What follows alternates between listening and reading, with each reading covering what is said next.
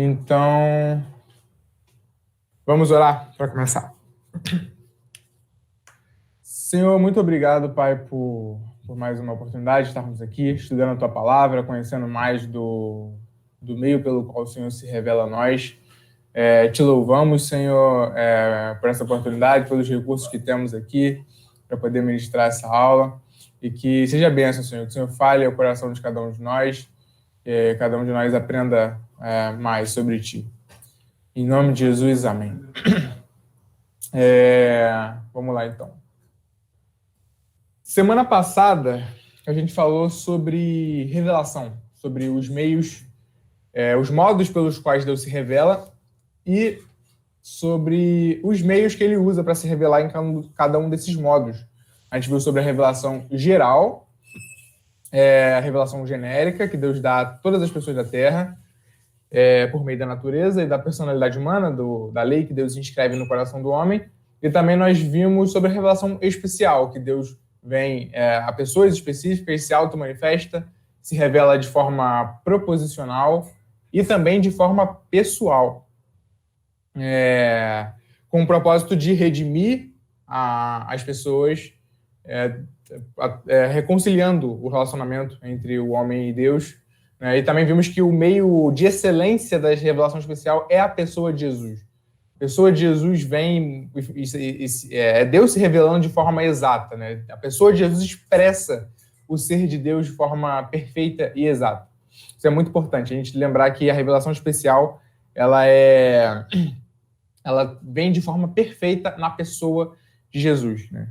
E aí, no finalzinho, a gente viu que, por conta do caráter proposicional da revelação especial, isso significa que existe a possibilidade de registro. É possível registrar essa revelação, né? E aí que a gente entra na Bíblia. A Bíblia é fruto da revelação proposicional de Deus, porque já que Deus se revela por meio de declarações, por meio de um discurso inteligível, é possível registrar isso de alguma forma, né? Mas a Bíblia ela só pode ser vista hoje como um tipo de revelação especial também, né?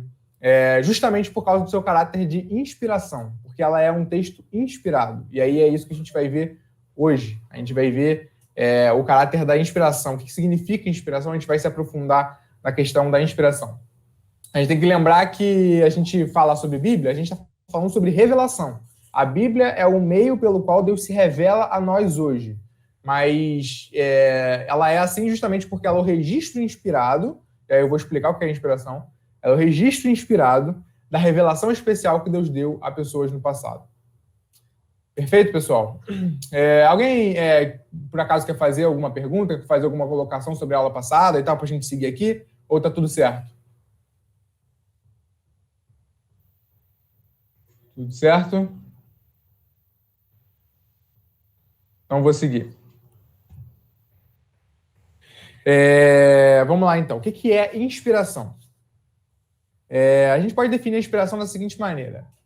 Ela é a influência sobrenatural do Espírito Santo sobre os autores, aqueles que escreveram a Bíblia, aqueles que escreveram as Escrituras, os homens, as pessoas que escreveram, com o propósito de que essas pessoas registrassem de forma inerrante e suficiente, isso é importante, toda a vontade de Deus em relação à salvação e à vida do homem, o que faz desse registro a única fonte, ou seja, a autoridade máxima no que diz respeito à norma, à doutrina, e a vida cristã, a prática cristã, né? O que o cristão deve ou não deve fazer. Essa é uma boa definição do que é inspiração, mas a gente vai se aprofundar, vai ver os textos e tal, mostrar como isso aí funciona. Como eu botei, enquanto a revelação é a comunicação de Deus a pessoas, a humanidade, a pessoas específicas, a inspiração diz mais respeito à transmissão, a Deus influenciando as pessoas que transmitem essa revelação, e de forma que esse registro, né, por ser inspirado, é também revelação de Deus para nós hoje. Então, vamos lá. A natureza da inspiração, é isso que a gente vai ver agora. Isso aqui é um assunto muito interessante. Então, a gente vai passar por alguns textos aqui para poder ver como isso funciona. Quando a gente fala de inspiração, o texto por excelência, né, é o texto de 2 Timóteo 3, 16, 17. É o texto que traz a palavra, que a gente traduz, a palavra que a gente traduz por inspiração. Tá nesse texto aqui, se eu não me engano, acho que é o único texto do Novo Testamento que aparece essa palavra, não tenho certeza, mas eu acho que é isso. pelo menos eu sei que ela aparece poucas vezes. Aparece em algum outro lugar, aparece poucas vezes. Né? A gente traduz a palavra telpneustos por inspiração. Toda palavra é inspirada.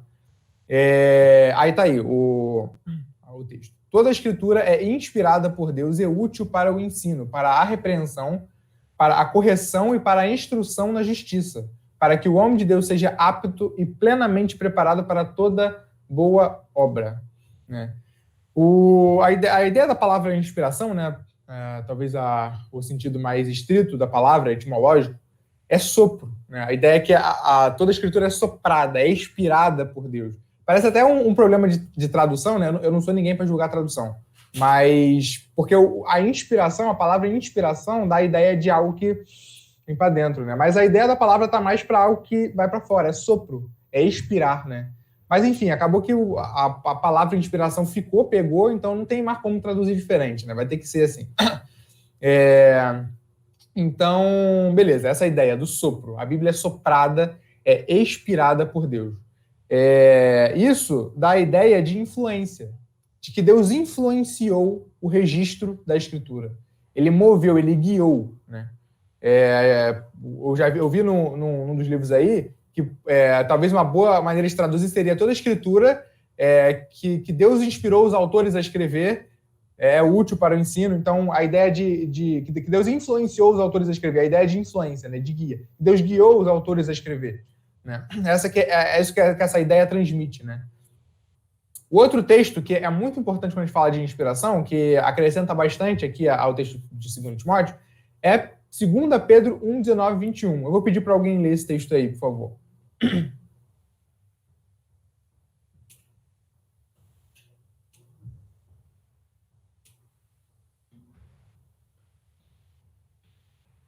Alguém? Eu leio. Assim temos a mais firme... Não. Assim temos ainda a mais firme... Caraca. Assim temos ainda mais firme a palavra dos profetas, e vocês farão bem se a ela prestarem atenção. Como há uma candeia que brilha em lugar escuro, até que o dia clareie e a estrela da alva nasce em seus corações. Antes de mais nada, saibam que nenhuma profecia da Escritura provém de interpretação pessoal, pois jamais a profecia teve origem na vontade humana, mas homens falaram da parte de Deus, impelidos pelo Espírito Santo. Esse acho que é muito importante quando a gente fala sobre a inspiração da Escritura, porque o que está em ênfase aqui é a origem da Escritura. Né? Esse que é a ênfase nesse texto de Pedro. Né?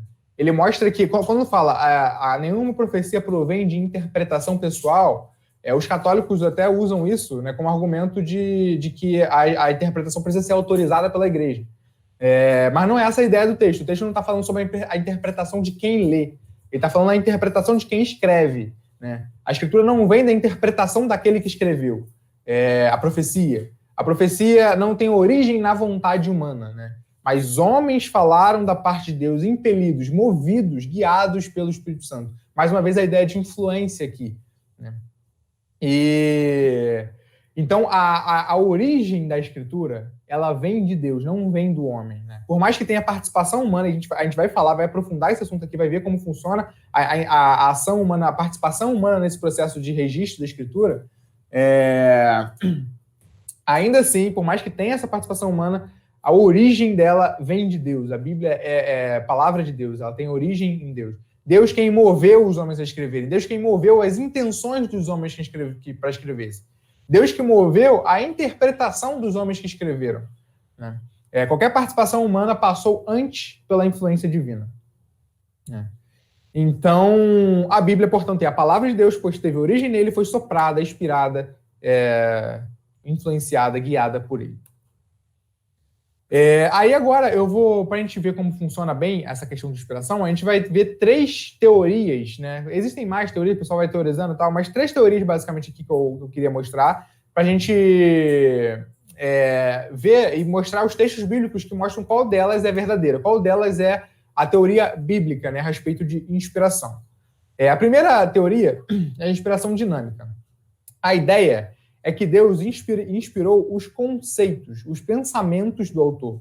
Deus vai lá e fala com o autor, inspira os pensamentos, o que está na cabeça dele, o que está na mente dele, e só que ele vai lá e registra com as suas palavras o que Deus expressou nos seus pensamentos. Você vê que essa teoria, ela abre margem para a ideia de falha no registro, né? Então, é possível que exista falha no registro. A questão está toda no que os conceitos estavam na cabeça do autor, né? Os conceitos que estavam lá, os pensamentos que estavam lá, e que ele registrou com as suas palavras.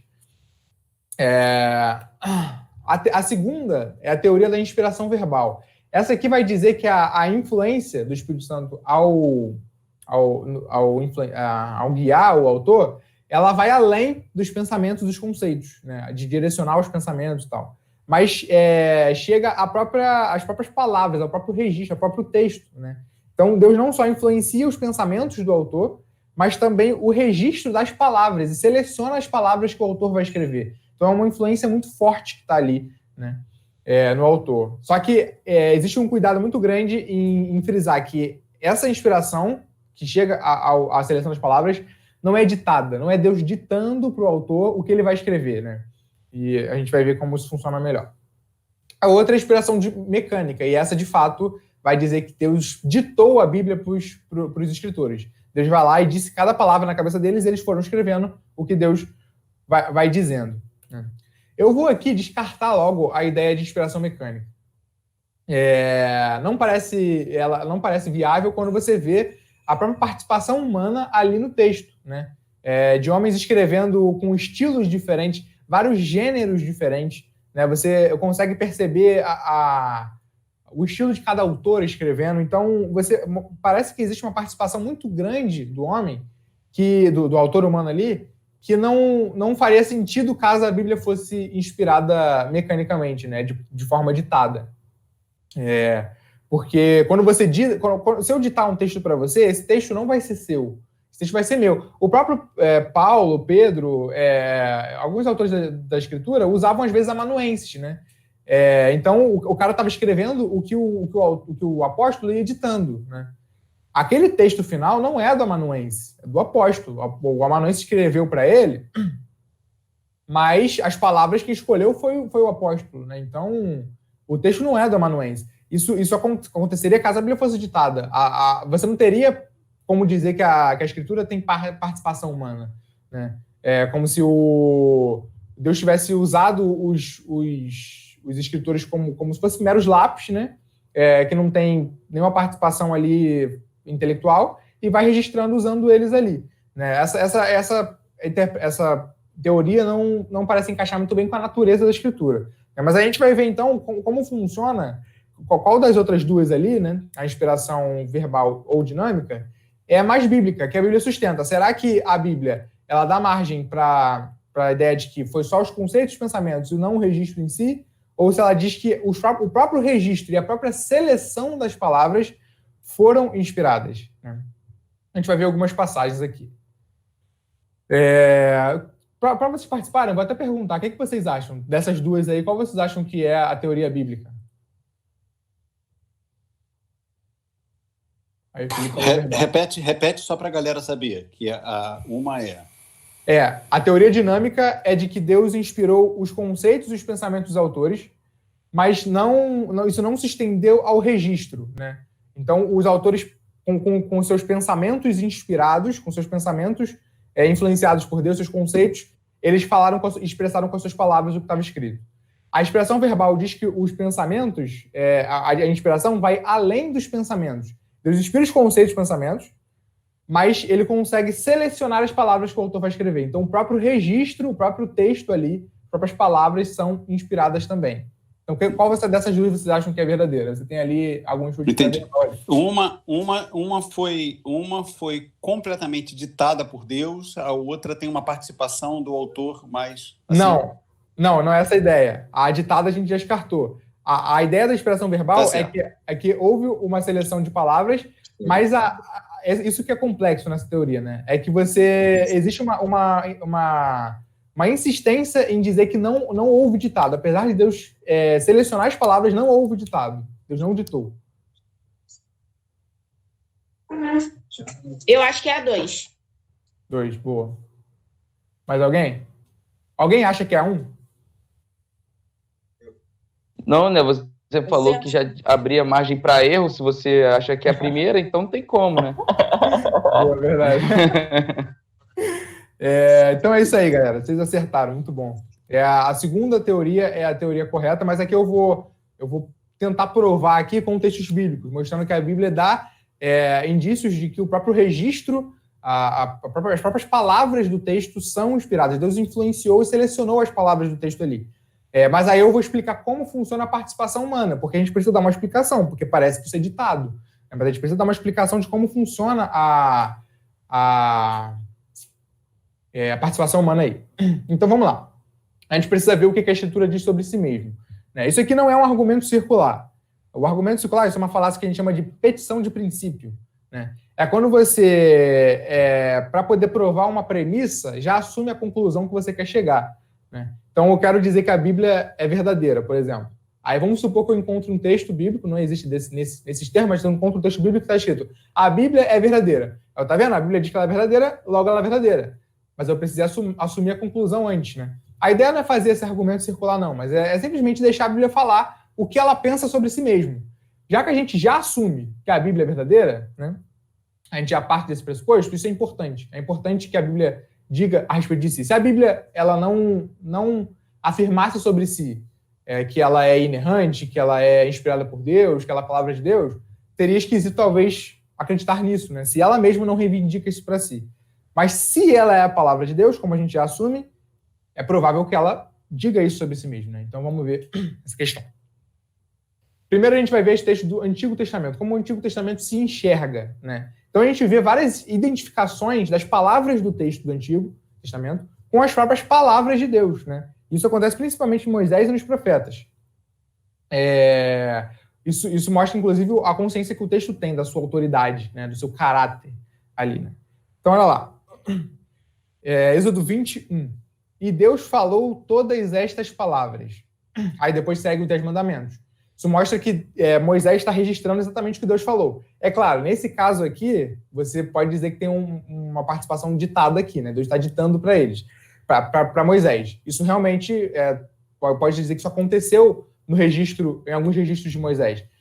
E até alguns registros dos profetas, Mas isso não se estende a todos os livros da Escritura. Nem todos os livros tiveram Deus falando tão diretamente assim, Mas, enfim, de qualquer forma, a gente está vendo uma identificação com as palavras que foram escritas exatamente com o que Deus disse. Moisés, então, escreveu tudo o que Deus dissera. Mais uma vez, dando a ideia aqui de ditado. Mas isso é uma coisa que aconteceu com Moisés especificamente. Olha só, esse texto de Deuteronômio. Nada acrescentem as palavras que eu lhes ordeno e delas nada retirem, mas obedeçam aos mandamentos do Senhor. As palavras são identificadas com mandamentos do próprio Deus, do próprio Senhor. O Deus de vocês que eu lhes ordeno. Então Moisés está ali registrando palavras, ele tem consciência de que o que ele está escrevendo é mandamento do próprio Deus. Isso aqui mostra a ideia de autoridade do texto. Olha, apliquem-se a fazer tudo o que eu lhes ordeno. Não lhe acrescentem nem lhe tirem coisa alguma. Então aqui você tem a ideia de autoridade. O texto é tão autoritativo que você não pode acrescentar e colocar coisas ali. Esse texto aqui que vai aparecer até uma contradição, de Josué, olha só, Josué registrou essas coisas no livro da lei de Deus. Então aqui você tem Josué registrando coisas e acrescentando coisas à lei, ao que Moisés havia escrevido. Parece uma contradição porque Moisés disse para não fazer isso, Mas é lógico, isso aqui, a ideia de Moisés ali é mostrar que o texto dele é especial. O texto dele que ele está escrevendo tem uma autoridade especial, então você não pode simplesmente acrescentar coisas ali. Quando Josué registra coisas e acrescenta, coloca no livro da lei de Deus, ele mostra que o seu registro é tão autoritativo quanto o que Moisés estava escrevendo. Esse texto de Juízes aqui, agora não é nem Moisés falando sobre si, mas é alguém lá em Juízes, registrando ali em Juízes e atribuindo ao que Moisés escrevera o caráter de mandamento de Deus. Olha, essas nações foram deixadas para que por elas os israelitas fossem postos à prova. Se obedeceriam aos mandamentos que o Senhor dera aos seus antepassados por meio de Moisés. Então, o que Moisés transmitiu é mandamento do próprio Deus. O Espírito do Senhor falou por meu intermédio. Sua palavra esteve em minha língua. Isso aqui é Davi falando. Vê a consciência profética que Davi tinha de falar palavras que o Senhor deu a ele, né? Falar as próprias palavras de Deus. E isso mostra que os salmos que ele escreveu são autoritativos. Tem autoridade para a igreja.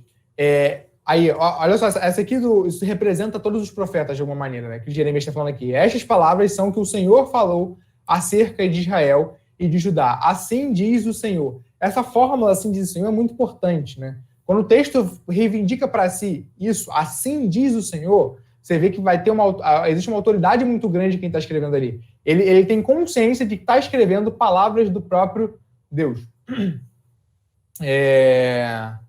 Então aqui você vê como o Antigo Testamento se coloca em alta conta, identifica as suas palavras com palavras do próprio Deus, né?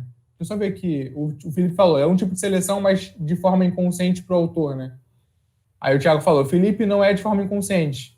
Como você está vendo agora, os autores tinham consciência do que estavam falando. Exatamente. Eu ainda vou mostrar como essa participação humana funciona melhor, né? Mas não é de forma inconsciente que eles escrevem.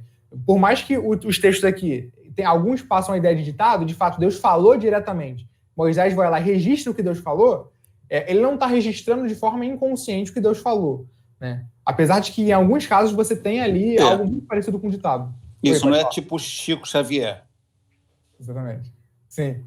Não é uma coisa tipo como se eles entrassem em transe e começassem a escrever, nem precisa abrir o olho para escrever, ele vai escrevendo em transe ali. Não é essa a ideia. Mas a gente vai entender. Eu vou chegar lá na parte da participação humana para a gente ver. E isso, quando a gente vê essa teoria da inspiração, de tão influente a ponto de ser a seleção das palavras, mas sem tirar a personalidade do autor, isso mostra como Deus é tão sábio, tão soberano, sabe? Isso é um milagre. Só pode ser milagre, entendeu?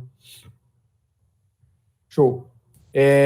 Agora vamos para o Novo Testamento. Aqui no Novo Testamento, a gente vai ver como o Novo Testamento pensa a respeito do Antigo e como ele pensa a respeito de si mesmo. E aqui a gente vê que eles, muitas vezes, eles consideravam cada palavra, e em alguns casos, pelo menos em um caso, cada sílaba e sinal de pontuação, cada detalhe do registro ali, como sendo inspirado por Deus, sendo importante, né? Sendo significativo. Isso a gente vê principalmente nas palavras de Jesus. Então, qualquer um que queira insistir em colocar as palavras de Jesus, porque tem gente que faz isso, as palavras de Jesus registradas na Escritura como maiores do que as outras palavras registradas na Escritura, né? Qualquer um que insiste em fazer isso vai estar cortando o próprio galho em que está sentado. Porque o próprio Cristo coloca as palavras de Escritura como um peso de autoridade muito especial, né? E lembrando, isso aqui é muito importante falar disso, porque tem gente que faz isso. Inclusive, você tem até algumas Bíblias. Aí eu não estou criticando a Bíblia em si, eu não sei o que estava na mente da pessoa que escreveu essa Bíblia. Mas tem Bíblias que colocam as palavras de Jesus com vermelho ou com uma cor diferente, né, para poder chamar atenção, né? Não tem nenhum problema, contanto que você não entenda que aquele registro das palavras de Jesus são superiores aos outros registros da Escritura, né? Tem muita gente que faz isso. Porque eu sigo Jesus e tal. Eu concordo. O lance é que você só tem acesso ao que Jesus disse por meio do texto. Então você não pode abandonar o que o texto diz para dizer, não, eu sigo Jesus. Mas como é que você vai seguir Jesus se você só tem acesso a Jesus por meio do texto, né? E outra, o próprio Jesus, da autoridade dos apóstolos, a gente vai ver isso, para poder seguir com o seu ensino, e o próprio Jesus vê o Antigo Testamento como uma palavra muito especial, sabe? Ele bota o Antigo Testamento em alta conta, e como palavra de Deus de autoridade para o povo, né? Então, essa ideia não faz sentido, né? Eu sei que Jesus é a palavra de Deus por excelência. A Bíblia é um meio para a gente chegar a Jesus. O alvo é Jesus, a gente tem que ter fé em Jesus. Ele é o Cristo, ele é a expressão exata do ser de Deus. Mas a gente só tem acesso a ele por meio do texto. Então, a gente não pode abandonar a ideia de que o texto é importante e a ideia de que a inspiração ela de fato faz da Bíblia a palavra de Deus em cada palavra. Então vamos lá. Você tem aqui alguns textos que mostram que a pregação da igreja lá em Atos, lá no iniciozinho da igreja, identificando, está escrito na Escritura como Deus diz. Veja aqui, em Atos 1,16. Irmãos, era necessário que se cumprisse a Escritura que o Espírito Santo predisse por boca de Davi. Então o Espírito Santo falou por meio de Davi. O que o Davi disse foi o que o Espírito Santo falou. E aí ele cita um texto, um salmo, que eu não lembro qual é o salmo, mas aí logo depois ali que ele fala isso, ele cita um salmo, um texto da Escritura. Então o que está escrito na Escritura é o que o Espírito Santo falou por meio de um profeta.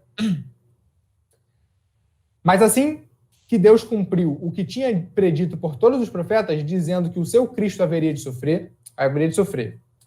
É necessário que ele permaneça no céu até que chegue o tempo em que Deus restaurará todas as coisas, como falou há muito tempo por meio dos seus santos profetas. Então, Deus falou por meio dos profetas, né? E ele mostra que as profecias que estão ali, mas assim Deus cumpriu tudo o que tinha predito por todos os profetas. Então, o que os profetas escreveram, registraram, porque o apóstolo que está falando aqui, ele só tem acesso ao que os profetas disseram por meio do que está registrado. Ele não está ouvindo a pregação oral do profeta, só por meio do que está registrado. Então, o que o profeta registrou, isso foi o que Deus predisse, né? Então, Deus usou o profeta para falar. Deus falou, né? Então, aquilo ali é palavra de Deus. Olha a outra aqui. Tu falaste pelo Espírito Santo por boca do teu servo, nosso pai Davi. E aí cita um salmo. Porque se enfurecem as nações, os povos conspiram em vão. Então, você vê aqui essa identificação, que o está escrito é o que Deus diz.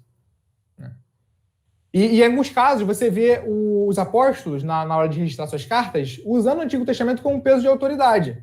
Você tem aqui o texto de 2 Timóteo 3, que eu já usei lá, mas um versículo antes, ele fala, porque desde criança você conhece as sagradas letras, que são capazes de torná-lo salvo para a salvação mediante a fé em Cristo Jesus.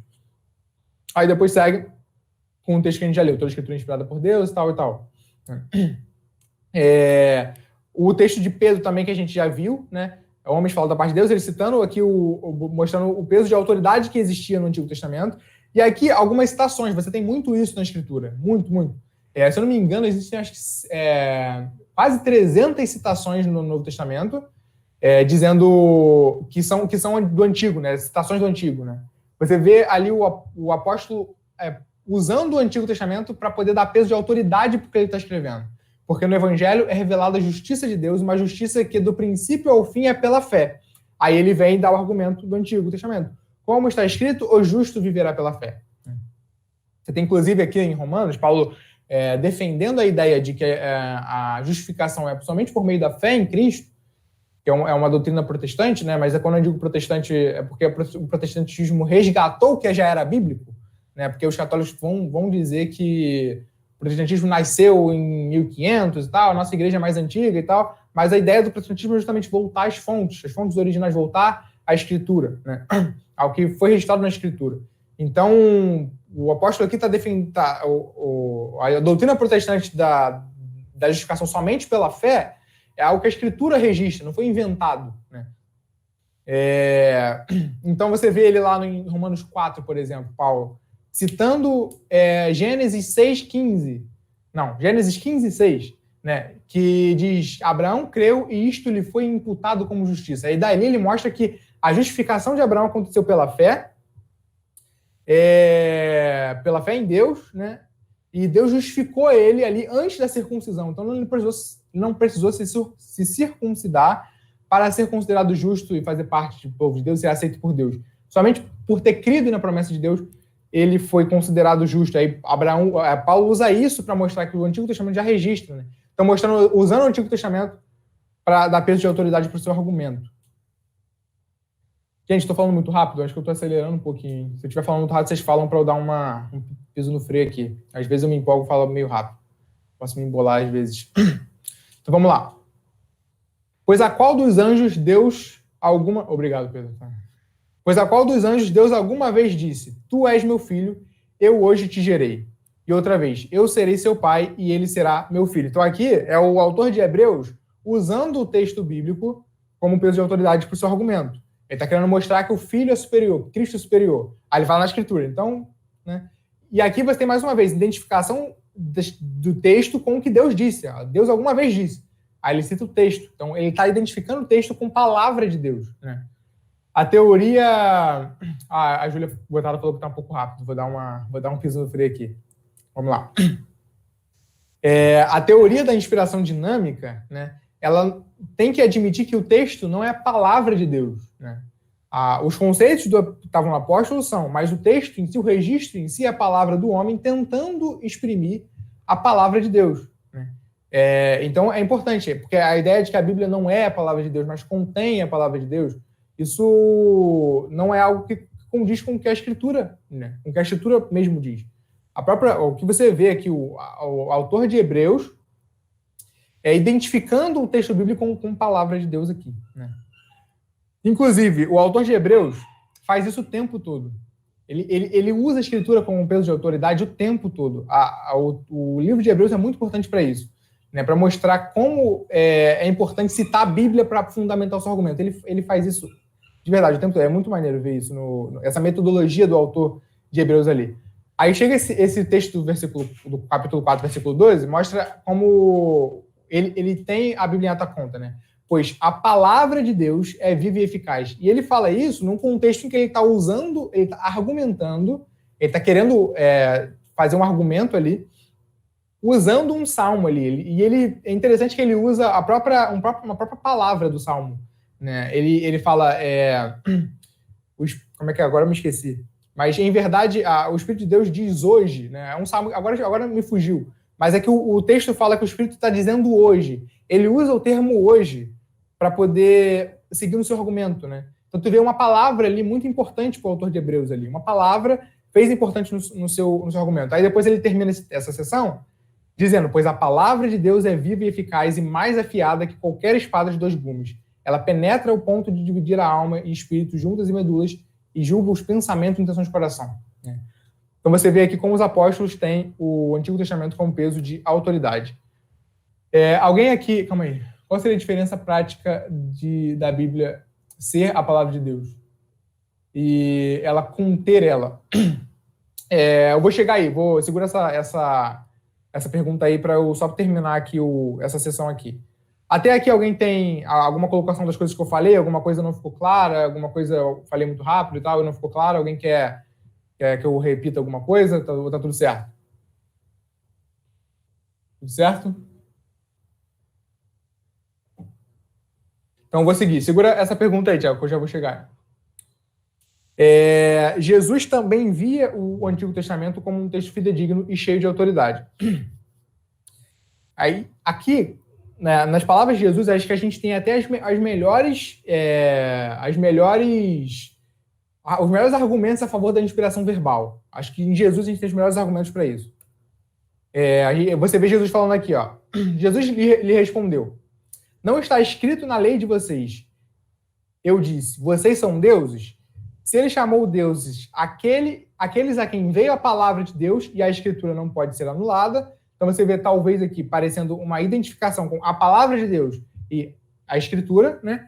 E você tem aqui até o próprio Jesus falando que a escritura não pode ser anulada, e em alguns casos falando a escritura não pode falhar, né? Isso aqui é um bom argumento a favor da inerrância da escritura. E aí começa aqui uns textos bem interessantes. Olha só, esse texto de Mateus 5, olha só como Jesus é específico, né, ao dizer aqui. Não pensem que vim abolir a lei, ou os profetas. Não vim abolir, mas cumprir. Digo-lhes a verdade, enquanto existirem céus e terra, de forma alguma desaparecerá da lei a menor letra ou menor traço, até que tudo se cumpra. Ele vê como significativo, né, as letras, né, os traços, né, bem específico ali. Cada detalhe do registro é importante, né, e significativo. Olha só esse texto aqui, ó. Esse aqui é muito interessante, esse aqui, ó. Ele lhes disse, então, como é que Davi falou pelo Espírito? Como é que Davi, falando pelo Espírito, o chama Senhor? Pois ele afirma, o Senhor disse ao meu Senhor, senta-te à minha direita, até que eu ponha os teus inimigos debaixo de teus pés. Se, pois, Davi o chama Senhor, como pode ser ele seu filho?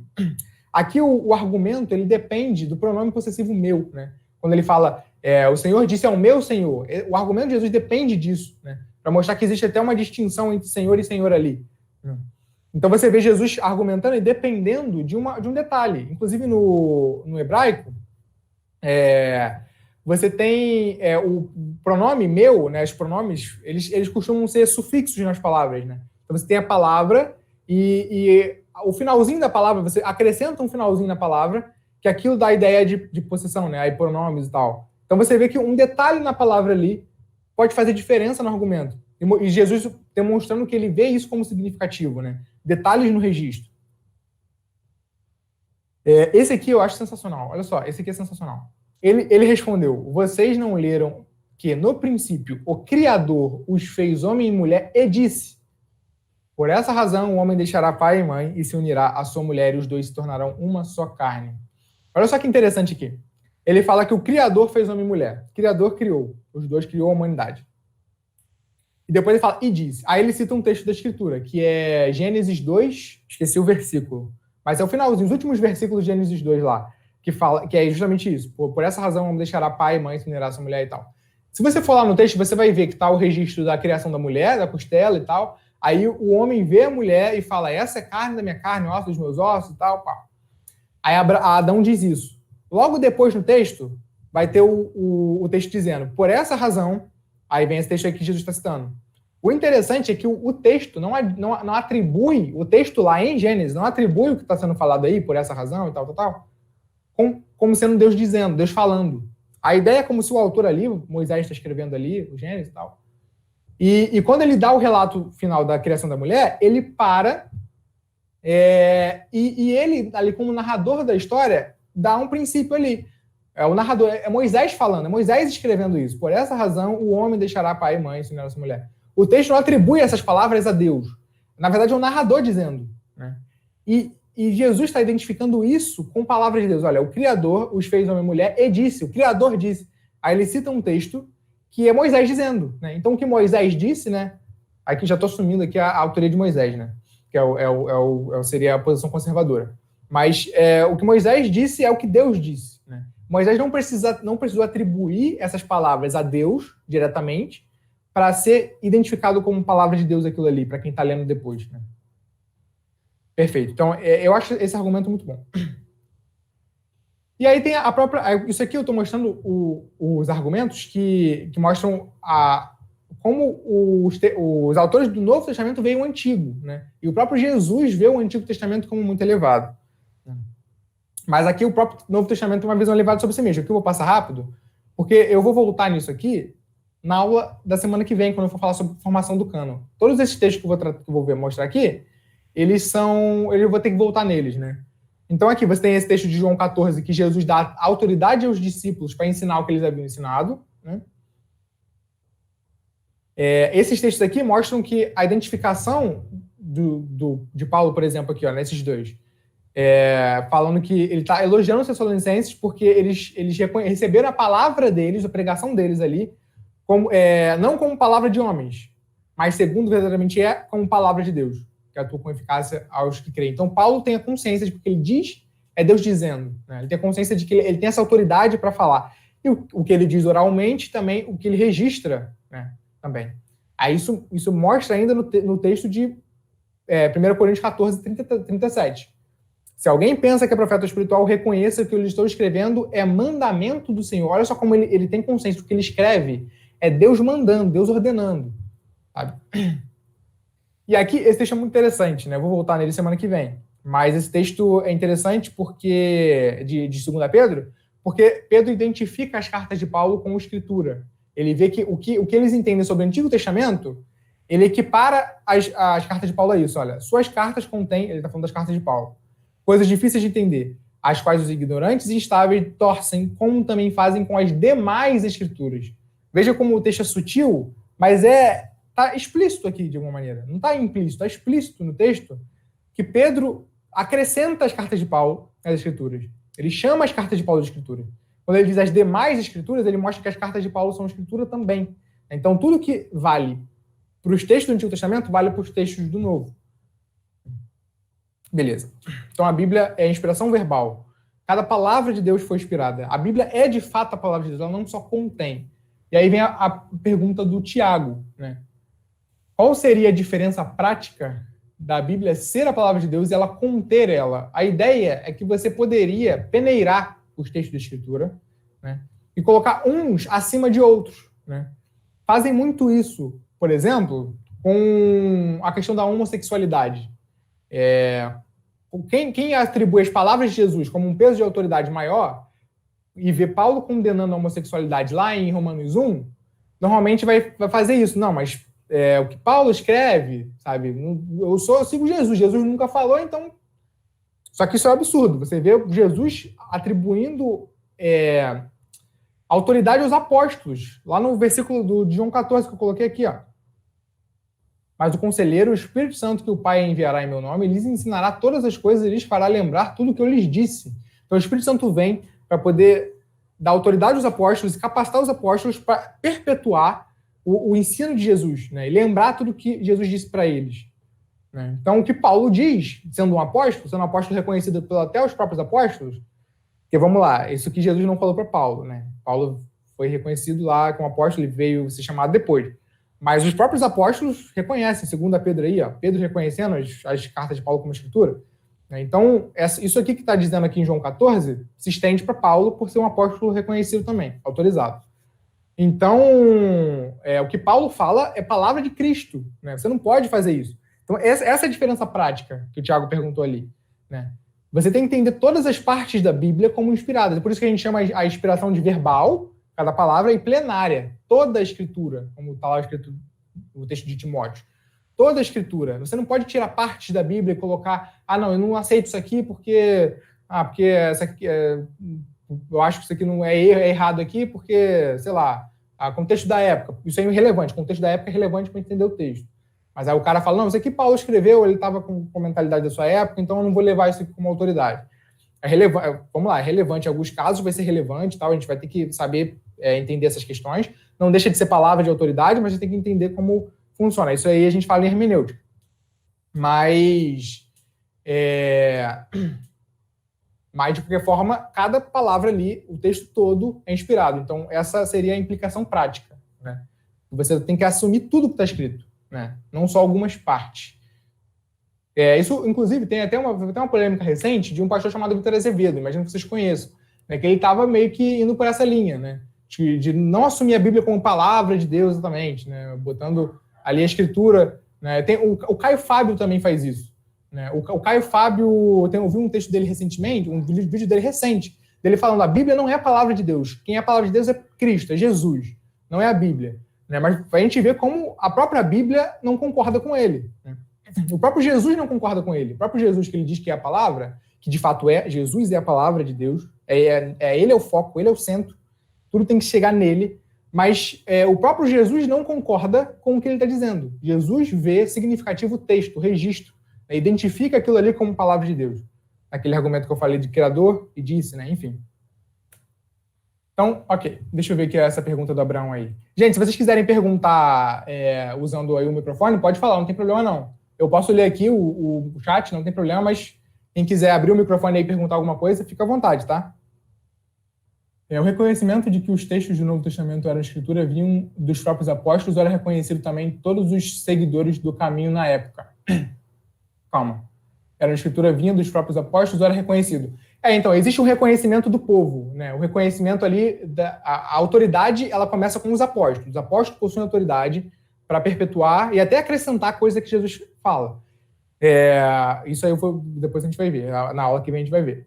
Mas existia um reconhecimento, sim, do povo. Você vê Paulo aqui, nesse texto de Tessalonicenses, elogiando os tessalonicenses por terem reconhecido isso, que as palavras de Paulo eram palavras de Deus. Né? Então existe, sim, esse peso do reconhecimento do povo da autoridade apostólica. Isso aqui que eu estou falando, eu estou pegando alguns textos, né, que mostram a autoridade de alguns textos. Tá? Só que aí fica... Mas, tem textos aqui, por exemplo, o livro de Esther. Né? Nenhum texto atribui autoridade a Esther. E nem a Esther parece reivindicar tanta autoridade assim e tal. O Lucas, sei lá, também. Se bem que... Enfim. Mas a questão é que... Aqui eu estou falando sobre a natureza da inspiração. O que a inspiração é. Para a gente entender o que um texto inspirado significa, que é a palavra de Deus para nós. Texto é a própria palavra, Deus falando. Mas aí, na aula que vem, a gente vai ver como reconhecer um texto inspirado. Enquanto aqui a gente está falando sobre o que é inspiração, na aula que vem a gente vai ver como reconhecer, a gente vai perguntar quais são os textos inspirados. E aí que entra no processo de canonização, o processo de formação do cânon do Novo Testamento, que é esse processo de reconhecimento do povo de Deus. Fato. Então a pergunta é, uma teoria não exime a outra, né? A gente pode ter as duas teorias na Bíblia, ou não? Sim, de fato, você tem, eu deveria deixar isso mais claro, né? Porque, de fato, você tem textos na escritura que soam como ditado, de fato, isso realmente existe, né? Como você botou aí, o caso de Moisés falando o que Deus dissera, escrevendo o que Deus dissera. Então, tem Moisés ali se comunicando diretamente com Deus e registrando o que Deus está falando, que dá a ideia de ditado, né? A questão que também tem que levar em conta as edições que o texto recebeu. Isso pode parecer esquisito, né, para alguns, mas o texto de Moisés ele recebe edições posteriores, né? O próprio fato de acrescentar ali a morte dele, por exemplo, e tal. Então existem edições que acontecem.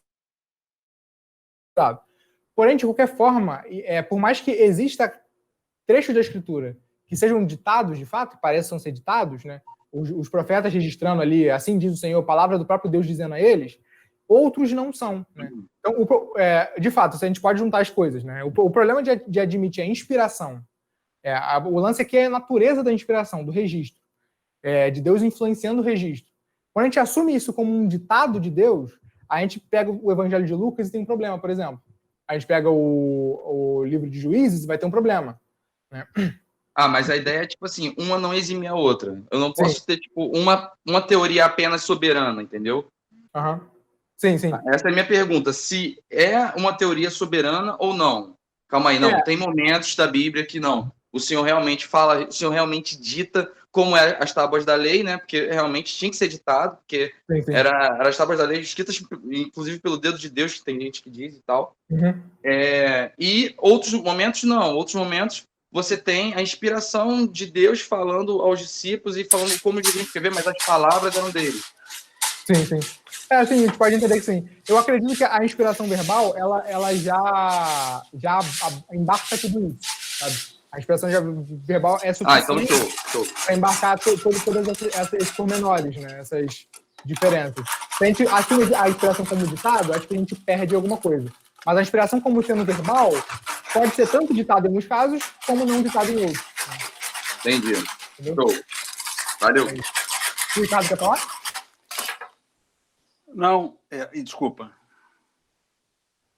É porque eu desmutou aí. Eu Desculpa, é porque eu coloquei no bolso, aí aconteceu isso. Mas eu não quero falar, não. Achei a resposta exatamente boa, no sentido de que ela embarca a outra também. Sim. Há textos nas Bíblias que foi exatamente, olha, escreve. Isso. Às vezes ele nem falou, mas o que você vê, você escreve, né? Então ele é quase que... Mas, na verdade, quando você pensa na palavra, na Bíblia, na palavra de Deus, num contexto, você não pode se assumir especificamente uma corrente, um pensamento, você fragmenta e não tem sentido. Essa eu acho que foi boa resposta mesmo. Legal. Show. Ô, Matheus. Fala, Thiago. Até porque tem textos na própria palavra que eles explicitam, como você falou, que eles são palavras ditadas por Deus. E tem outros textos que não necessariamente têm isso.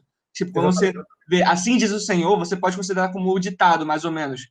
Mas quando você não vê essa menção, você pode falar que é inspirado, certo? Sim. Show, perfeito. Exatamente.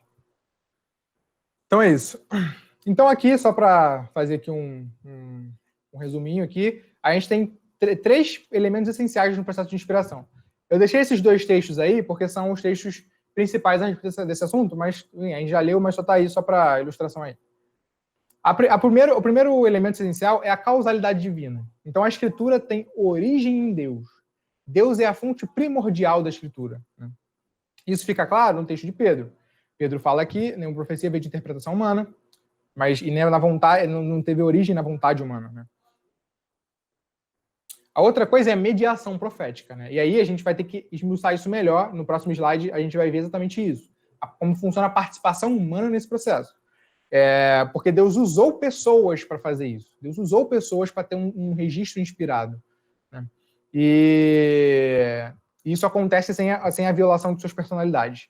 Então, primeiro ponto é a causalidade divina, o segundo ponto é a mediação profética. Essa palavra que tem origem em Deus foi registrada por meio de pessoas, de profetas. Aí o terceiro é a autoridade escrita, né? Então, tendo em vista isso, né, esse processo, esse texto que no fim das contas é palavra de Deus, você tem um texto que é autoridade, né? Esse texto é autoridade para nós. O que ele diz, nós precisamos nos render, né? tanto em termos de doutrina, o que ele diz a respeito da fé cristã, de quem é Deus e tal, quanto em termos de prática, o que ele diz sobre o que nós devemos fazer. Né? Então, a autoridade aqui é muito importante. No fim das contas, o texto é a autoridade máxima para a igreja. Isso fica claro em algum nível no texto de Timóteo, né? Que ele diz que a escritura ela é suficiente em algum nível, né? Aqui a autoridade está, de alguma maneira, implícita. Mas beleza. E aí isso aqui é muito maneiro. Como se dá a participação humana nesse processo? Isso aqui é sensacional. Olha só, a Bíblia apresenta uma variedade assim, riquíssima, sabe? Você tem diferentes gêneros literários no texto. Você tem textos que são históricos, né? Tipo o livro de Juízes, o livro de Josué. Você tem textos que são poemas, né? Tipo Salmos. Você tem textos que são provérbios, né? Que tem linguagem de sabedoria. Você tem cartas, você tem gêneros apocalípticos e tal. Você tem uma variedade de gêneros fenomenal ali, muita coisa. Tem dissertação argumentativa lá em Jó, né? Os caras estão argumentando ali. Tem o próprio Paulo fazendo cartas extremamente retóricas, né? Uma argumentação assim sensacional. E você também tem estilos distintos. Cada autor tem o seu estilo. Você consegue perceber os traços. Você consegue perceber que João escreve diferente de Paulo, né? É isso que é a inspiração ditada, né? E aí, entenda, né? Como o Eliseu pontuou ali, né? Que você tem ali as duas coisas acontecendo, né? A gente tem que levar isso em conta.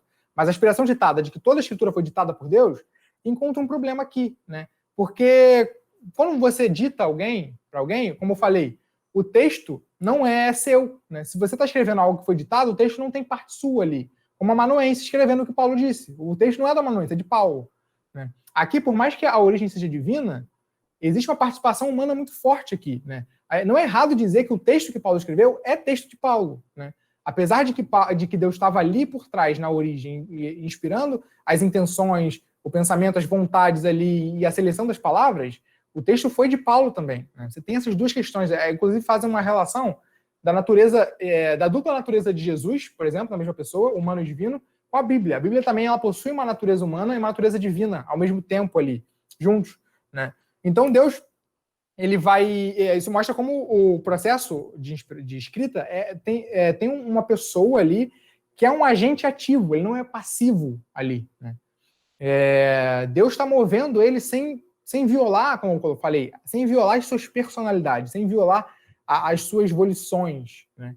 Deus mantém eles como seres humanos, sem eles entrarem em transe e tal, começarem a escrever sem consciência, né? Eles possuem total consciência do que estão fazendo e estão sendo movidos ali até por vontade própria, por interpretação própria. Parece que eu estou negando o que Pedro fala, né? Acontece que tudo isso que está acontecendo é Deus quem está movendo antes, lá atrás. O Lucas é um exemplo perfeito disso. Olha só o que ele diz. Alguém pode ler esse texto de Lucas, por favor?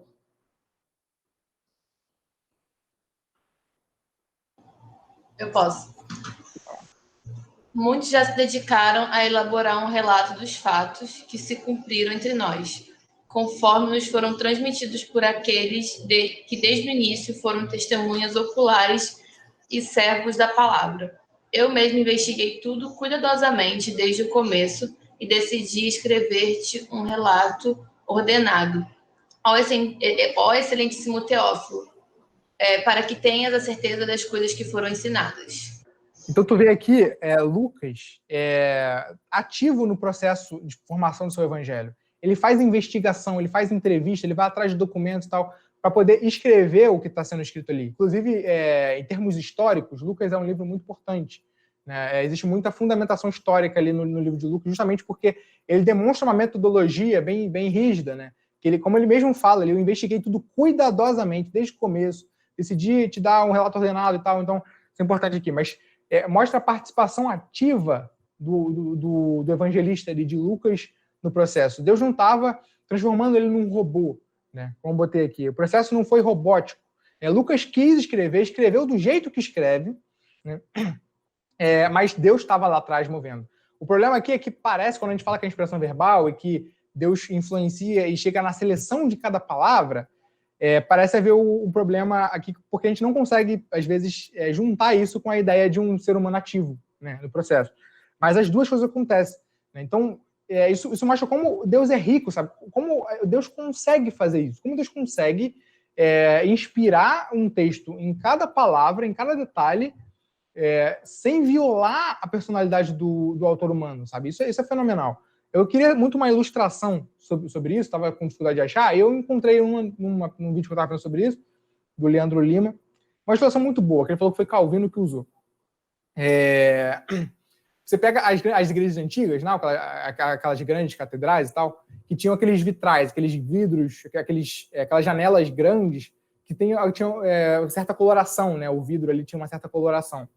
E aquilo acontecia justamente porque não tinha luz elétrica, então as janelas precisavam ser grandes para poder pegar bastante luz do sol. E a coloração, ela fazia com que o sol tivesse uma iluminação especial ali dentro, né? A coloração influenciava na iluminação do sol, né? Aí olha só que interessante, a luz do sol vem, né? O sol vai ilumina, é a luz do sol ali, o sol vindo diretamente ali, passando pelo vitral, né? Pegando as cores do vitral e iluminando a sala. Ninguém que está ali dentro, na igreja, vai dizer que aquela luz é do vitral, né? A luz veio do sol, mas é uma luz que está ali, de certa forma, ali, misturada com a coloração do vitral, né? Aí é isso que acontece no processo de inspiração. A luz do Espírito Santo vem, a influência do Espírito Santo vem, passa pelo autor humano e pega as suas características, pega a sua cosmovisão, o seu estilo de linguagem, os seus gêneros, a maneira como escreve, pega todas as características humanas, as próprias imperfeições de linguagem, muitas vezes, né?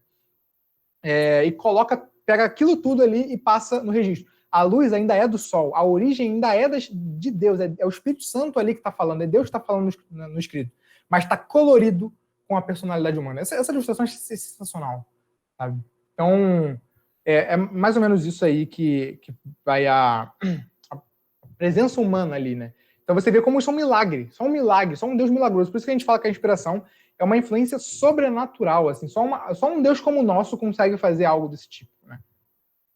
Tem uma frase, uma citação do Charles Rhodes, né, de uma teologia sistemática que eu peguei lá na igreja, que eu achei muito boa essa citação, né? Alguém pode ler, mas é um pouquinho grande, mas eu queria muito ler. É um negócio tão sensacional que o cara fala que eu não consigo não citar aqui. Alguém pode ler, por favor?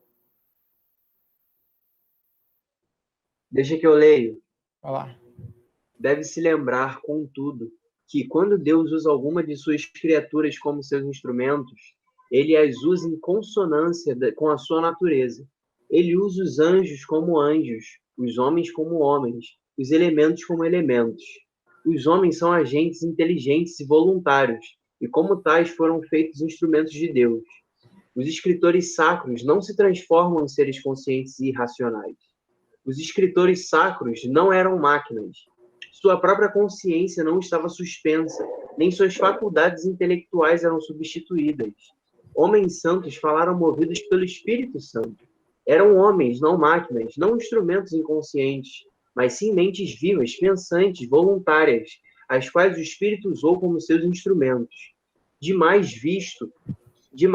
Visto que a inspiração não envolveu a suspensão nem a supressão das faculdades humanas, tampouco interferiu no livre exercício das características mentais distintas do indivíduo. Se um hebreu era inspirado, ele falava hebraico. Se um grego, ele falava grega. Se uma pessoa douta, ele falava como alguém possuidor de cultura. Se indouta, falava como costumava falar. Se sua mente era lógica, ele raciocinava como Paulo fazia. Se era emotiva e contemplativa, então escrevia como João escreveu.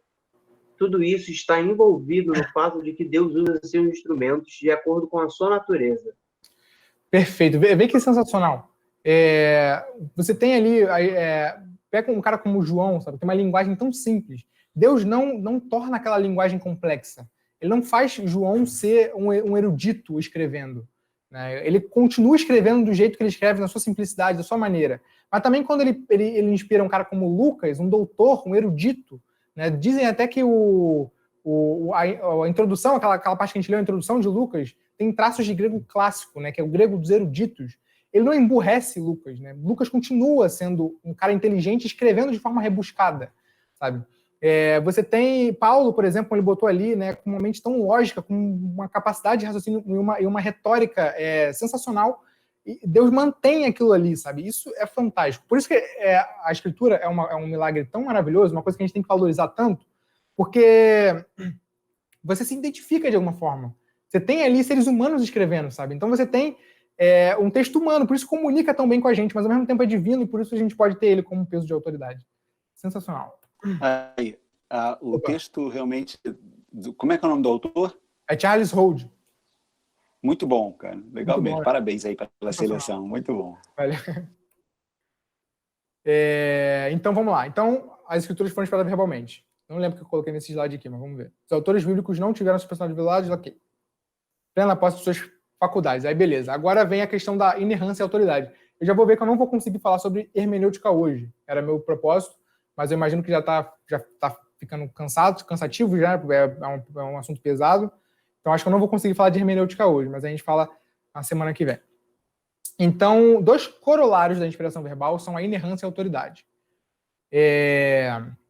Corolários, né? É a palavra que é a ideia de que segue, né? Você tem uma afirmação e uma outra afirmação que se segue dessa, que é necessária. Quando eu faço uma afirmação, outra é necessária. Então, se eu digo que a inspiração verbal, é necessário que eu assuma que o texto é inerrante, não erra, em termos tanto doutrinários, quanto em termos morais, quanto em termos históricos, né, geográficos, científicos, e também em peso de autoridade, né? Também segue da ideia de expressão verbal, porque é Deus falando. Então você tem ali um texto que é autoridade sobre nós. Né? Então vamos ver o que é inerrância, que eu não vou demorar tanto, eu imagino que já está ficando cansativo, mas eu só vou falar sobre esses 2 pontos, não vai ser muito longo, e aí depois eu vou até indicar alguns livros, né, que eu não falei semana passada, aí dá tempo de eu indicar os livros. Então vamos lá, inerrância. A ideia de inerrância é de que quando a Bíblia é corretamente interpretada, isso aqui é muito importante, corretamente interpretada, isso precisa ficar claro, tem que interpretar direito, interpretar correto, de acordo com o nível a que a cultura e os meios de comunicação haviam chegado, na época em que foi escrita. Então, você tem que levar em conta que é uma pessoa que está escrevendo num contexto completamente diferente do nosso, né? Então, você precisa interpretar, levando isso em conta, o vocabulário é diferente, né? O nível ali cultural é diferente. Então, tudo isso tem que ser levado em conta no processo de interpretação do texto. É lógico que isso aqui não é um passe livre para relativizar tudo, como muitos fazem. Né? Paulo condena a homossexualidade, aí você vai ter pessoas falando, mas Paulo fala isso por causa da sua cultura e tal. A gente tem que tomar cuidado também para não tirar os absolutos da escritura. Mas tem que levar em conta, obviamente, que existem aspectos culturais ali envolvendo o registro do autor. E depois também os propósitos a que foram destinados. Propósito. A Bíblia foi escrita com certos propósitos. Isso faz diferença na maneira como você interpreta o texto ali. Né? Levando essas coisas em conta, apenas depois que você leva essas coisas em conta, a gente pode dizer que a Bíblia é plenamente fidedigna em tudo o que afirma. Ela é verdadeira. Ela só faz proposições verdadeiras. Só faz declarações verdadeiras. Ela não pode ser falsa. Ela não pode gerar uma proposição falsa, uma declaração falsa. Ela é verdadeira em tudo o que afirma. Você tem aqui o texto de Tito falando que Deus não mente, por exemplo, né? Enfim, botei esse texto aqui só para ilustrar, vocês sabem disso. Paulo falando, Jesus falando que a palavra de Deus é verdadeira, a tua palavra é a verdade. Então, tem um texto de Hebreus que diz que é impossível que Deus minta. É interessante que o texto fala que é impossível que Deus minta. Aí o Tiago vai falar disso, né? Vai falar eu ia falar, vai só a heresia, né? Mas os limites da onipotência divina. Eu sou muito, muito herege, né? Mas é porque existe uma questão aí, em termos de inconsistências lógicas aí que... Enfim, mas aí o Tiago vai falar sobre isso. Vamos lá. A inerrância, então, aí esse aqui é um ponto importante também, né? Só que aí isso pode acabar gerando uma discussão muito ampla, então eu vou falar aqui rápido assim, mas, enfim. A inerrância, ela é restrita aos textos originais, né? Não se estende às traduções e às cópias. O texto que Paulo escreveu é o texto inspirado, né? Ou que o amanuense de Paulo escreveu com Paulo ditando é o texto de Paulo, tá? Aquilo ali que é inspirado, aquilo ali que é inerrante, aquilo ali que é autoritativo. É lógico, na medida que as cópias registram bem as palavras e as traduções registram bem, expressam bem o que as palavras querem dizer, elas também podem ser vistas, né, como palavras de Deus. O lance é que uma tradução pode errar. Uma tradução ali no processo de tradução, você pode errar o que Paulo estava querendo passar com aquela palavra que escreveu. Você pode errar. Então, quem está traduzindo a Bíblia não está inspirado por Deus inerrante ali. Não intencional. Só salienta que não é errar intencionalmente. Até pela dificuldade da tradução mesmo. Né? Exatamente, perfeito. É importante isso para não achar que também os caras estão querendo enganar e tal, né? Obviamente não é isso. Já ouvi exegetas falando, né? Teólogos bíblicos falando que as traduções do português do Brasil são muito boas, são excelentes. Mas ainda assim você tem, às vezes, uma dificuldade de encontrar o sentido, né, que está ali no texto. Inclusive, muita gente pensa que quando se usa grego, você resolve qualquer discussão, né? Tá no grego, então acabou. Mas, é sério, é longe disso. Assim, às vezes as possibilidades até aumentam de diferenças de interpretações ali. Então, assim, é um processo difícil e tal, mas tem gente ali trabalhando arduamente para poder entregar um texto bom ali, que expressa bem a ideia para a gente ali. Enfim, só que é só deixar isso claro, porque se você pode ter uma tradução errada, você pode ter uma cópia errada. A pergunta que vai ficar a gente tem, então, acesso, né, no texto original, já que a gente só tem as cópias, não tem os originais. Como é que a gente sabe que o que a gente tem ali foi o que Paulo escreveu de fato? Aí que entra no assunto de crítica textual. Eu queria muito tratar de crítica textual aqui, né, no nosso curso, né, mas não vai dar tempo. Né? Mas, assim, é um assunto importante e mostra como o texto do Novo Testamento ele é confiável. Existem trechos, algumas partes, que são disputadas, né, que a gente não sabe se coloca ou não e tal. Que até nas suas Bíblias, provavelmente você já viu partes que são entre colchetes. São essas partes que às vezes você não tem muita certeza e tal, porque tem divergência nos manuscritos, enfim. De qualquer forma, são partes pequenas que não fazem diferença no todo da doutrina cristã, não fazem nenhuma diferença. Então, a grande parte, assim, eu já ouvi falar que essas partes são, se não me engano, 2% do texto bíblico. Acho que é isso, não lembro, mas enfim. Você pode ter confiança que você está lendo ali. Só para citar um exemplo. Desculpa, só para citar um exemplo, assim, que está entre colchetes. Quando Jesus diz assim, olha, esse demônio só sai com oração e jejum. O jejum não estão em todas as cópias. Em alguns melhores manuscritos não constam, entendeu? Algumas melhores cópias não constam o jejum. Aí aquilo está entre parênteses. Só para vocês entenderem o que ele quer dizer com essa ideia de alguns textos estarem entre parênteses. Perfeito. Né? É uma boa colocação, é importante. Mas aí tu pega, nesse exemplo que ele deu, por mais que ali o jejum talvez esteja ou não esteja, a gente não tem certeza, tem outros textos que falam para a gente jejuar, sabe? O jejum, a ideia do jejum não está fundamentada naquele texto ali, entendeu? Então, não faz diferença na nossa doutrina, na vida cristã, sabe? Inclusive, aí, só mais uma informação aqui para eu seguir. O Novo Testamento, isso aqui que eu estou falando não é exagero, tá? Não é exagero, não é coisa de, eu sou cristão, é muito fácil você falar isso porque você é cristão. Não, eu estou falando sério, isso aqui é verdade. A informação que eu vou dar para vocês é verdadeira, tenho confiança no que eu estou falando. Não existe texto antigo mais confiável do que o Novo Testamento no que diz respeito à crítica textual. A remontagem do texto original. Não existe, é sério, não existe. Por causa da quantidade de escritos que você tem, de cópias que você tem, só na língua grega chega a 6.000 quase, e também a qualidade dos manuscritos, né, no que diz respeito até a distância entre o original e algumas cópias. Né? Você tem, se eu não me engano, acho que em 2 séculos, assim, 200 anos, 250 anos, você já tem ali cópias que você consegue montar textos, o Novo Testamento completo. Então, isso você não tem.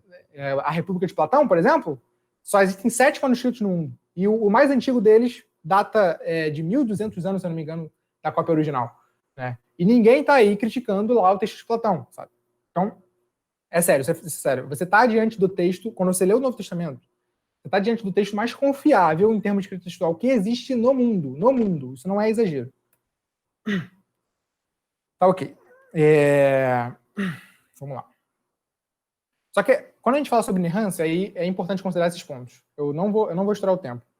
Mas é importante considerar esses pontos. Peço paciência para vocês, eu sei que talvez já estejam cansados e tal, é um assunto complexo, mas é importante considerar esses pontos que eu vou tratar aqui. Calma aí, até aqui, alguém quer fazer uma pergunta? Alguém quer considerar alguma coisa e tal? Não? Tudo certo? Posso seguir? Então, show. Então, vamos lá. Sobre a questão da inerrância, a gente tem que considerar alguns pontos. Eu coloquei 5 pontos aqui. O primeiro, A inerrância diz respeito ao que é afirmado ou declarado, não ao que é apenas registrado. Porque a Bíblia registra declarações falsas. Por exemplo, a Bíblia diz que Deus não existe. Não há Deus. Mas calma aí, não é a Bíblia que diz isso. Se você voltar ao versículo todo, você vai ver a Bíblia dizendo que o tolo diz em seu coração não há Deus. Né? Então, se você pega aquela afirmação isolada, você pensa que a Bíblia está dizendo aquilo. Mas a Bíblia não está dizendo aquilo. A Bíblia está dizendo que é o tolo que diz. A afirmação da Bíblia é o tolo diz, não há Deus. Inclusive, é interessante a Bíblia identificar o ateísmo como tolice. Né? Eu, sinceramente, eu concordo. Né? Mas, enfim. Tem outros exemplos também. Tem caso da mulher de Jó falando: amaldiçoa o teu Deus e morre. Isso é uma afirmação que a mulher de Jó diz. Satanás fala para Jesus: tudo te darei se prostrado me adorares. Se você pegar esse versículo ali, bota lá, tem muita gente que vai rir, amém, glória a Deus e tal. Mas é Satanás que está falando isso, não é Jesus. Tem que pegar o contexto para entender, né, que existem declarações falsas, que Deus registra. A Bíblia registra declarações falsas. Segundo lugar, a gente tem que julgar a Escritura de acordo com as afirmações que significavam no ambiente cultural, como eu falei, né? Você pode, às vezes, pegar... eu que agora não tenho exemplos para dar aqui, mas você pode pegar situações em que podem parecer contradições na Bíblia e erros, mas que vão fazer sentido caso você pegue a questão cultural ali para você entender bem o que a pessoa está dizendo ao afirmar aquilo e tal. Segunda, isso aqui é importante. As declarações da Bíblia precisam ser entendidas de acordo com o propósito a que foram escritas. Existem contradições na Bíblia, por exemplo, ou eu vou dizer, na verdade, aparentes contradições, de números. Números mesmo. Você tem, por exemplo, em Êxodo 20, a Bíblia não está aqui agora, em Êxodo, acho que é 12, 40, que diz que os hebreus ficaram, acho que 430 anos, não lembro agora, 430 anos escravizados, né? Só que quando Paulo... valeu. Quando Estevão vai pregar lá em Atos 7, ele dá um número diferente, calma aí.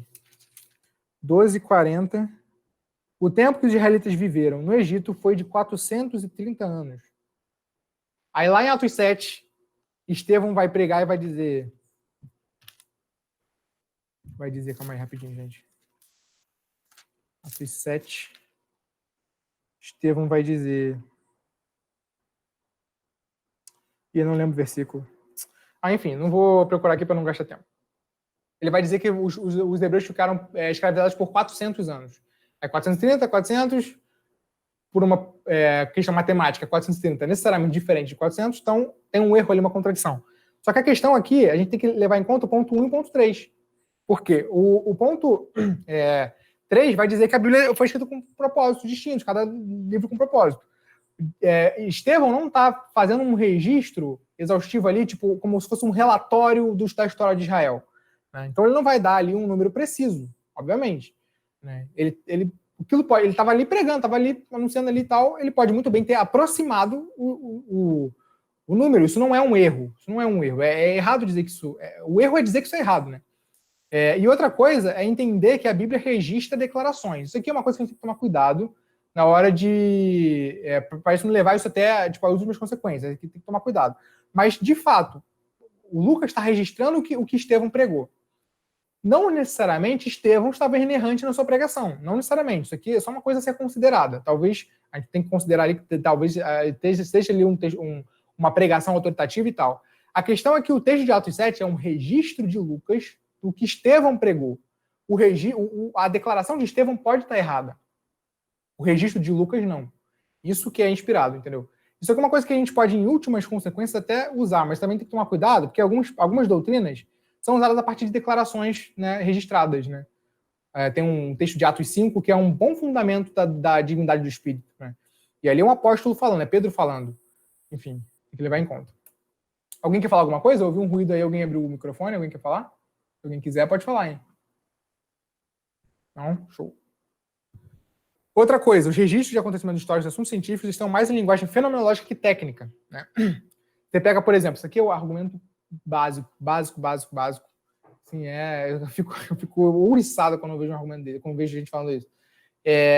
Lá em Josué você tem Ele falando que o Sol parou, mas isso é errado, porque a Terra não é plana e tal. Eu já ia fazer uma piada feia aqui. Né? Em primeiro lugar, quem disse que a Terra não é plana? Mas eu tô brincando. Há controvérsias. Olha a canção. Tô brincando.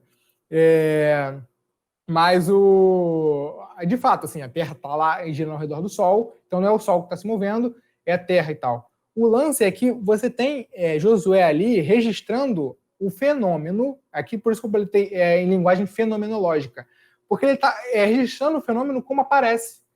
Não é errado não é errado você dizer que o Sol para, porque é de fato assim que você vê o fenômeno acontecendo. Inclusive, até hoje a gente diz que o Sol nasce e se põe. Isso é uma imprecisão científica, concordo, é uma imprecisão científica. Só que eu não tenho propósito de falar cientificamente, de forma cientificamente precisa. Inclusive, até cientistas falam isso, falam que o Sol nasce e se põe e tal. Então, lógico que a Bíblia não está afirmando a Terra é plana. Ela está dizendo que ela está registrando um fenômeno como ele aparece para o observador, né? É uma linguagem ali de percepção, como ele percebe. Se percebe. Se acontece a mesma coisa que aconteceu naquela época, a gente, como vê o fenômeno, mesmo sabendo que sabendo, a gente vai dizer, caraca, o Sol parou. Porque a gente vê, parece que o Sol está se movendo. É como aquilo parece para a gente, sabe? Então, assim, é terrível quando usam esse argumento contra a Escritura, sabe? Eu acredito ser até um argumento desonesto. Tem um drag queen chamado Rita Van Hunt, que fez um vídeo, né, no YouTube falando contra a Bíblia, né? E o cara usa esse argumento, sabe? O cara tem uma retórica, é impressionante, como o cara fala bem pra caraca. Desonestidade intelectual, isso aí. Eu concordo. Esse drag queen, ele tem uma retórica absurda, como o cara fala bem, sabe? Tu presta atenção no que o cara tá falando. Só que aí o cara vai usar os argumentos, porque a Bíblia diz que a Terra é plana e tal. Isso aí eu fico pra morrer com o negócio desse. Mas enfim, aí a última coisa que precisa ser considerada é as dificuldades de explicar alguns textos. A gente tem que tomar cuidado. Tem algumas questões que parecem insolúveis. Tem contradições em evangelhos e tal, às vezes parecem insolúveis. Mas às vezes você tem na arqueologia, por exemplo, descobre uma coisa nova. Você tem, sei lá, questões assim, sabe? Tem um exemplo que o Erickson usa, que no Evangelho diz que Judas se matou, e no livro de Atos, né, Pedro fala que Judas teve...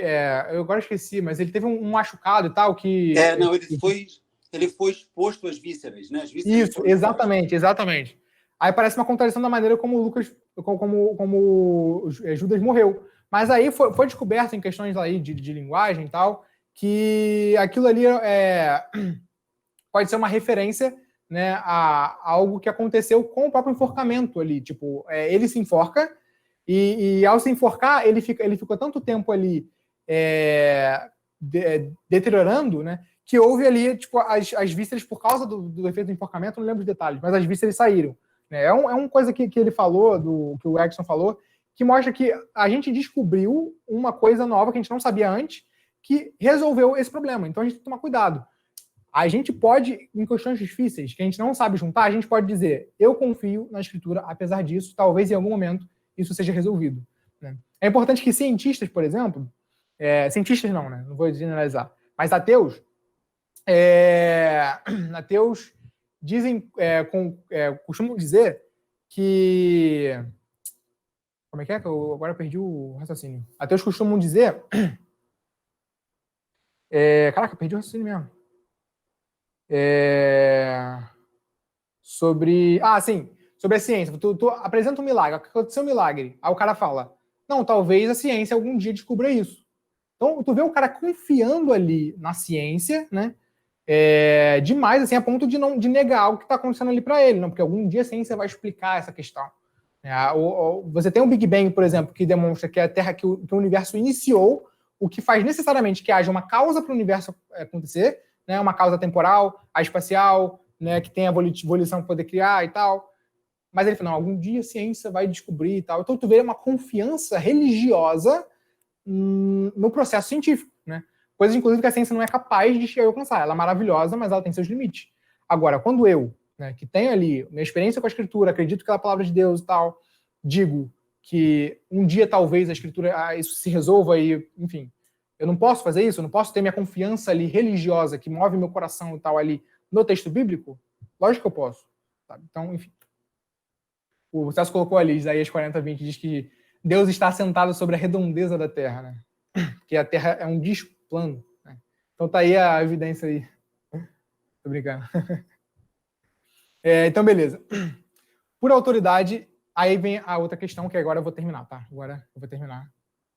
Por autoridade, entendemos o direito de comandar a fé e a ação. Né? Então aqui a gente pergunta, né? Como a gente sabe a nossa confissão de fé, o nosso credo, como a gente define artigos doutrinários, o que a gente crê e tal, como a gente sabe o que a gente faz, o que a gente tem que fazer, o que a gente é proibido, o que a gente é obrigado, o que a gente é permitido a fazer, como a gente sabe todas essas coisas, a nível de religião, né, de vida religiosa, de vida com Deus e tal.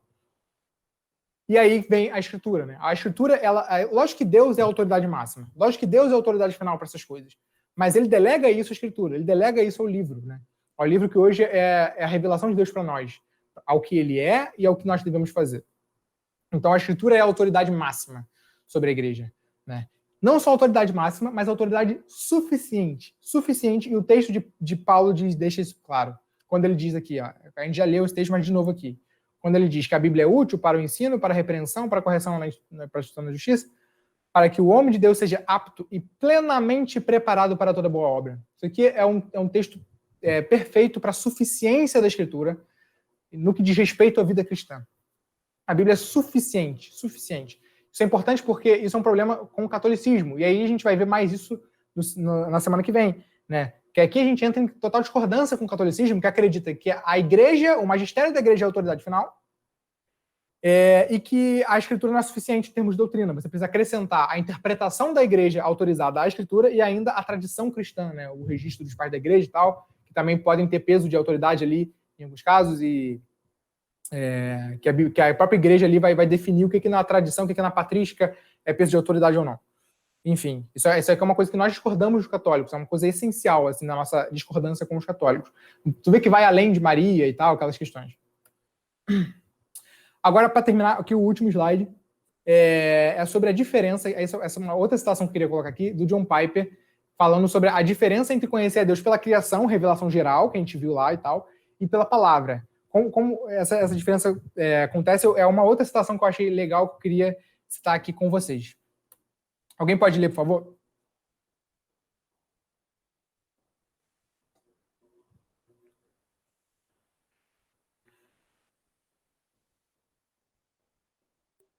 Vou ler então. Vai lá.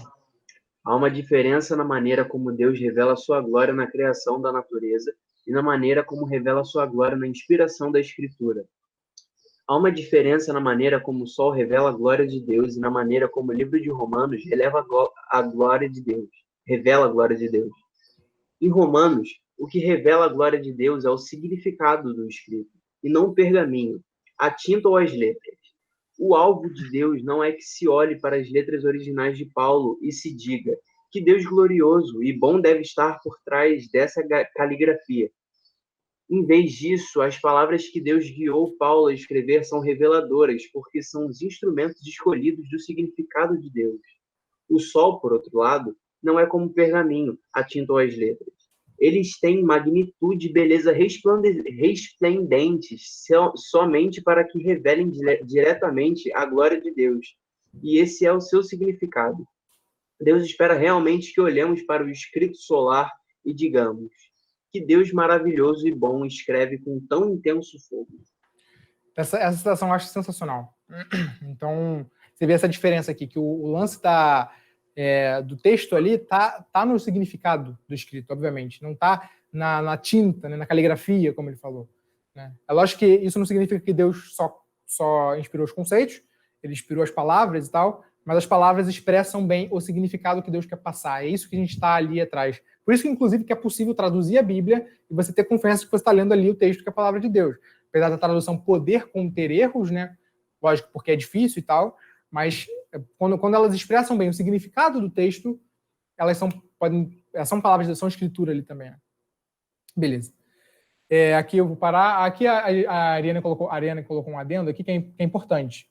né, que existem denominações evangélicas que também acrescentam muitas coisas à sua doutrina que não tem fundamento bíblico, isso é verdade. A gente toma muito cuidado, nós protestantes temos muito cuidado. A Escritura é a nossa norma de fé e prática, ela é a nossa autoridade máxima. A gente tem que fundamentar o que a gente acredita com a Escritura, né? Essa é a doutrina, uma doutrina importante da Reforma Protestante. Né? O sola scriptura, a gente vai até falar mais disso na aula que vem. A gente não pode fazer isso, é uma coisa que a Ariane colocou, tem que tomar muito cuidado.